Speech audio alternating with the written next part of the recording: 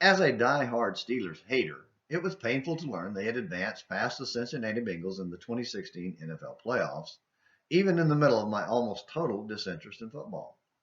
What made it worse was the way Cincinnati just gave them the game at the very end. Ahead with seconds left, the Bengals blew it with two exceptionally stupid personal foul penalties that put the Steelers in range for a game-winning field goal. But the Bengals deserved to lose, considering the first penalty was for a head-hunting hit by a player described by many as one of the dirtiest in football. Players like him are part of the reason I quit watching years before the protest started by Colin Kaepernick. Full disclosure, I resumed watching Monday Night Football last season, but with an ulterior motive. Football is a violent sport. Every play is legalized, brutal assault as 22 men line up and attack each other. That's why it's so difficult to talk about football without using military terminology. Words like war, battle, and kill fall from our lips when discussing the game because of its sheer physical brutality.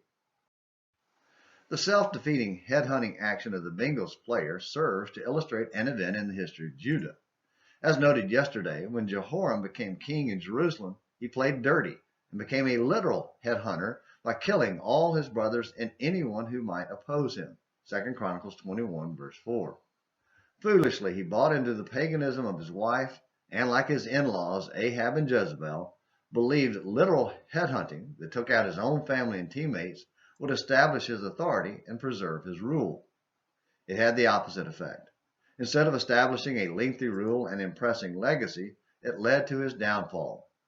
Like the Bengals player who apparently thought the rules didn't apply to him until the flag flew and the penalty was imposed, Jehoram forgot that Jehovah, the ultimate umpire, had ultimate authority and would penalize him for his despicable act.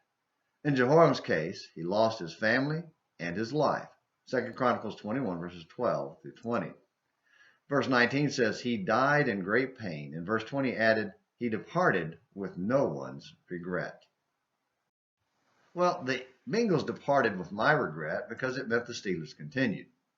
But the head-hunting player missed the playoffs and a few more games, along with a lot of money, which he deserved.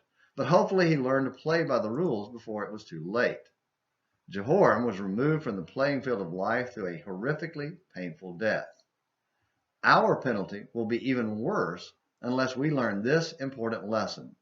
Play by God's rules or pay the price. Eternity is a long time to regret refusing to obey God while on the field of life. Thank you for watching Morning Minutes in the Bible on An American Missionary.